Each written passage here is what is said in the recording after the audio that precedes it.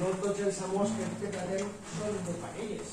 Ara, per exemple, he de parlar d'un amor molt especial que se té quan tu no és pare.